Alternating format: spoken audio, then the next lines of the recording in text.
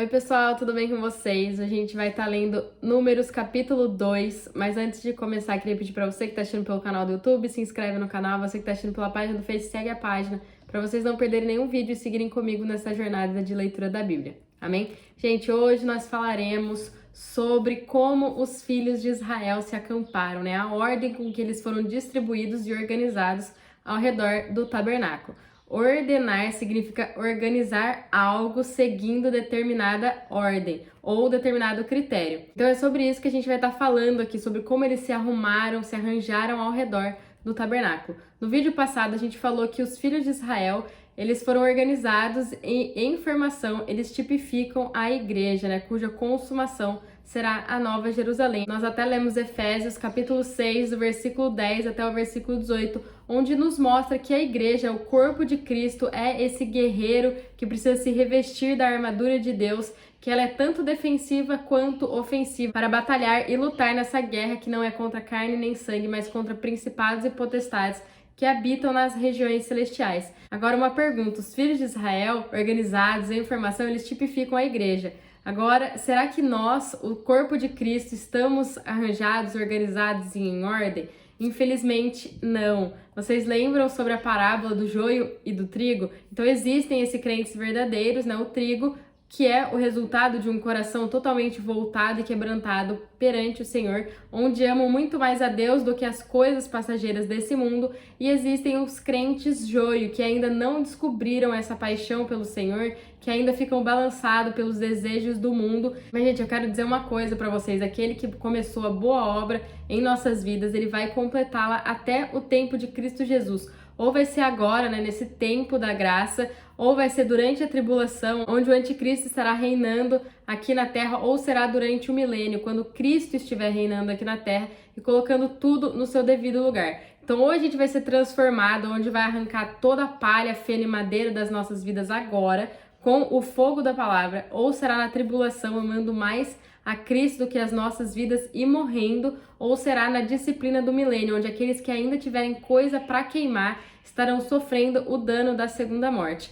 Mas, gente, depois que a gente aceita Jesus como Senhor e Salvador, nós estamos salvos. Mas nós precisamos ser santificados, renovados, transformados, e depois nós seremos glorificados. E nessa glorificação será vista a realidade da Nova Jerusalém, que será a consumação da obra da nova criação de Deus. Então, depois da queda de Adão, Deus ele precisava se dispensar para dentro do homem, porque antes Deus e o homem, eles eram um. O homem expressava a imagem de Deus, mas quando o pecado entra no mundo, o homem se desconecta de Deus, porque o espírito morre. Então Deus ele utiliza 4 dispensações para produzir sua nova criação a partir da velha criação, onde a obra de Deus na nova criação alcançará sua consumação na Nova Jerusalém.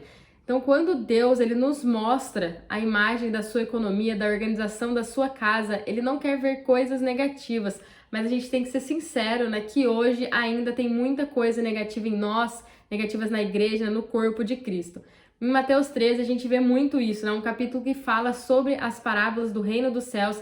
A gente vê muita coisa negativa misturada com pedras preciosas, pérola. Então a gente vê o joio, a gente vê a grande árvore, a gente vê o fermento, mas Deus em sua economia, ele não está interessado nessas coisas. O que ele realmente quer é o trigo que transformará a sua natureza para se tornar ouro, pedras preciosas, pérola, e todas essas coisas nós encontramos na consumação da Nova Jerusalém. Se a gente for lá para Apocalipse, a gente vai ver que a Nova Jerusalém ela é formada dessas coisas. Então, como eu disse, a gente precisa ser sincero e realista e conseguir enxergar que em nós ainda existe fermento, a gente tem ainda o elemento dessa grande árvore, em desejar ser uma bela fachada, em crescer em nós mesmos, ter muito mais aparência, né, do que essência. Então, por um lado, a gente fica triste de ainda ter todas essas coisas negativas em nós, mas por outro lado, a gente pode ficar feliz porque nós temos pérola e pedras preciosas e elas cada dia mais, quando a gente busca da palavra, quando a gente busca se santificar, elas vão aumentando e a gente pode ter certeza que toda vez que a gente abre a Bíblia e o Espírito Santo fala com a gente,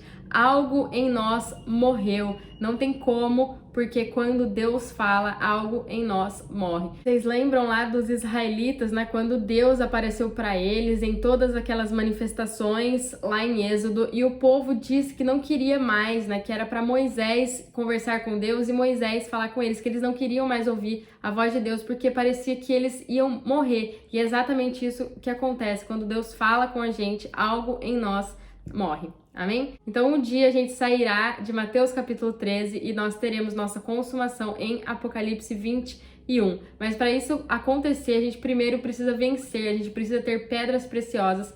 E 1 Coríntios capítulo 3 nos diz que nós precisamos edificar em cima do fundamento que é Cristo, ouro, prata e pedras preciosas. Isso são as nossas obras e tudo isso não é barato. A gente precisa pagar o preço, a gente precisa renunciar. Um exemplo, se a gente for comprar um pouco de ouro, é caríssimo e não dá volume. Agora, se a gente for comprar feno, ele dá muito volume, só que ele é barato. Mas quando o fogo vier, ao a gente olhar o feno e o ouro, vai parecer que tem muito mais feno, só que o feno vai queimar tudo, porque ele não tem essência, mas o pouquinho de ouro que a gente compra com muito esforço, ele não vai queimar. Amém? Se nós formos fiéis ao Senhor nessa vida e vencermos aqui, receberemos o nosso galardão e participaremos do reino milenar de Cristo.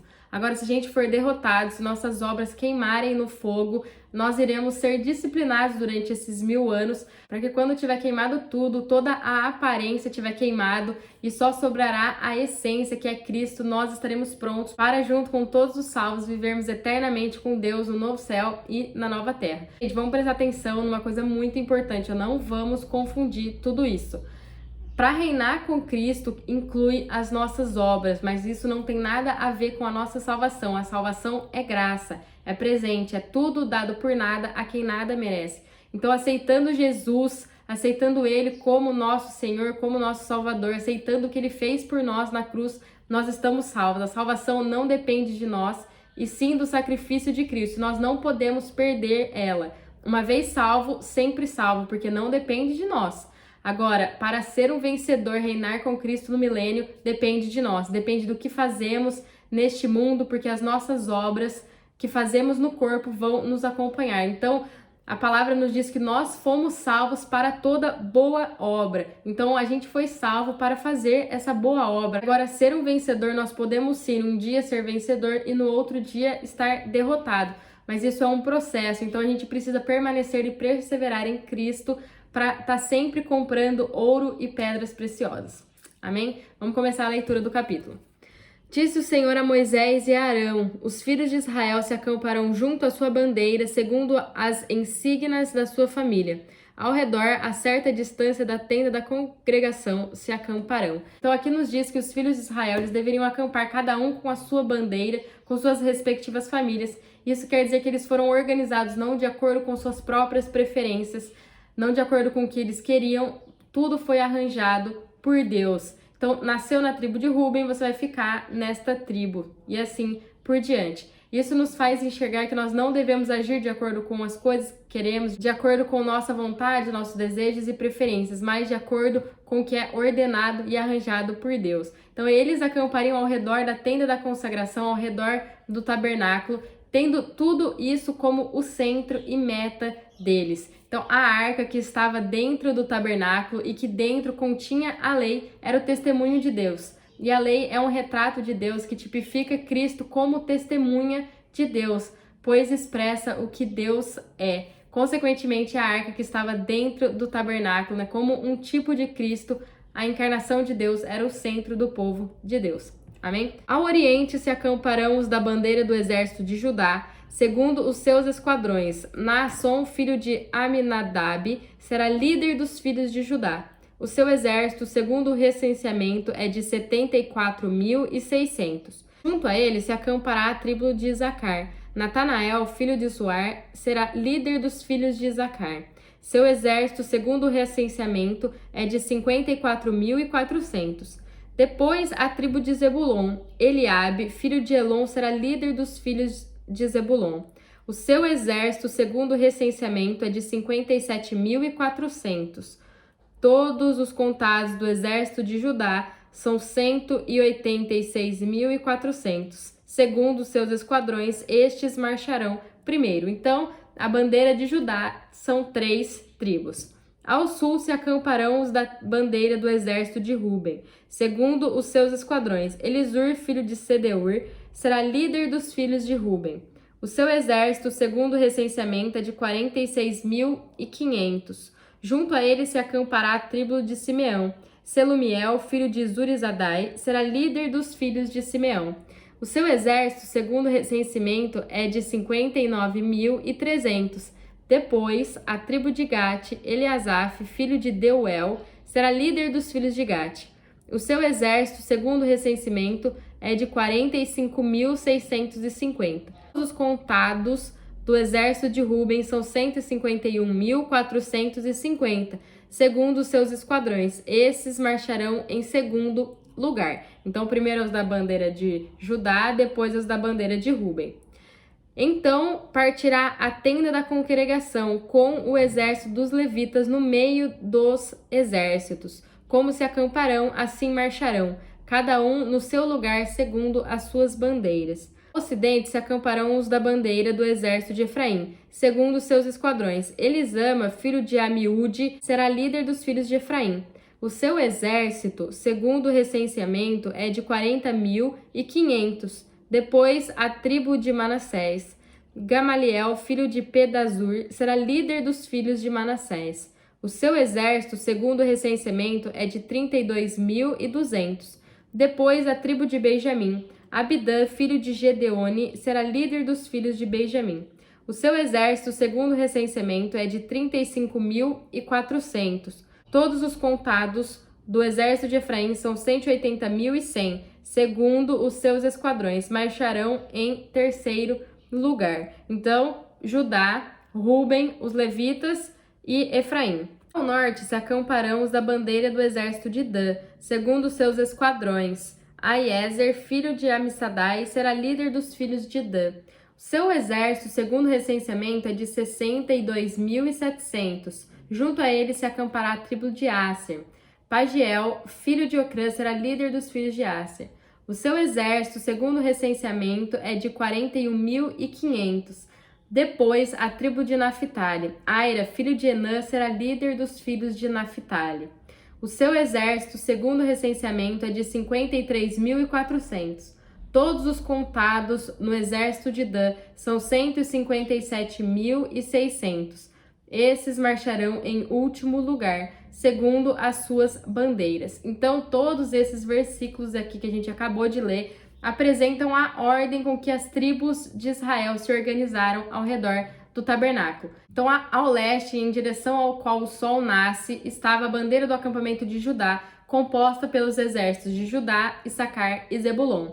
Esses partiriam primeiro. Ao sul estava a bandeira do acampamento de Ruben, que era composto pelos exércitos de Ruben, Simeão e Gade, e esses começariam em segundo. Ao oeste estava a bandeira do acampamento de Efraim, composto pelo exército de Efraim, Manassés e Benjamim. Esses começariam em terceiro lugar. E ao norte estava a bandeira do acampamento de Dan, constituindo em Dan, Asser e Naphtali. Esses partiriam em último lugar. Então, a sequência aqui que nos é apresentada não corresponde à ordem de nascimento, mas sim à condição espiritual. Judá foi o quarto filho de Lia a nascer, mas ele saiu em primeiro porque era um leão conquistador entre seus 12 irmãos. Tudo isso tem a ver com as bênçãos que Jacó falou para os seus filhos lá em Gênesis capítulo 49. Judá tipifica Cristo como guerreiro vitorioso, o leão da tribo de Judá. Efraim, filho de José, estava partindo em terceiro lugar por conta de José. Então, entre os acampamentos, Dan ficou em último lugar.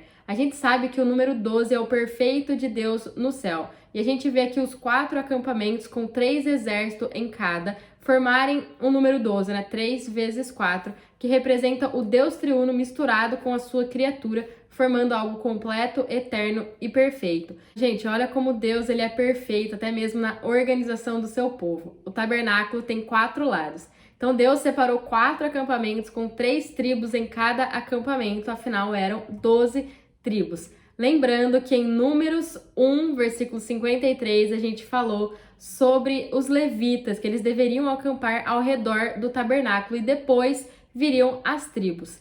Então, Jacó teve 12 filhos, um desses filhos foi separado para o sacerdócio, né? O Levi foi separado para ser a tribo sacerdotal. Então, ficou 11 filhos. Depois, a gente tira José, ficam 10 filhos. E no lugar de José, colocam os 2 filhos de José, Efraim e Manassés, voltando a ser 12 tribos de Israel. Então, a gente acabou de falar que os levitas, eles deveriam estar ao redor do tabernáculo. Isso a gente vai falar em Números 3, mas para a gente ver como Deus ele é perfeito. Então, tinha o tabernáculo e ao redor do tabernáculo estavam os levitas. E Levi teve 3 filhos. Cada um desses 3 filhos, com suas respectivas famílias, ocupava um lado do tabernáculo. Mas como Levi tinha 3 filhos, ficou faltando um lado, que era designar a Moisés, Arão e os filhos de Arão. Então a gente consegue ver o tabernáculo, os 3 filhos de Levi, Moisés e Arão, e depois os 4 acampamentos dos filhos de Israel acampados ao redor. Então era tudo em perfeita ordem. Amém? São esses os que foram contados dos filhos de Israel, segundo a casa de seus pais. Todos os recenseados dos exércitos pelos seus esquadrões foram 603.500. Os levitas, porém, não foram contados entre os filhos de Israel, como o Senhor ordenara a Moisés. Os filhos de Israel fizeram tudo de acordo com o que o Senhor ordenara a Moisés. Assim se acamparam segundo as suas bandeiras, e assim marcharam cada qual segundo seu clã e a sua família. Gente, então eles fizeram tudo conforme o Senhor havia ordenado. Amém? Fiquem com Deus, esse é o capítulo número 2, espero que vocês tenham gostado.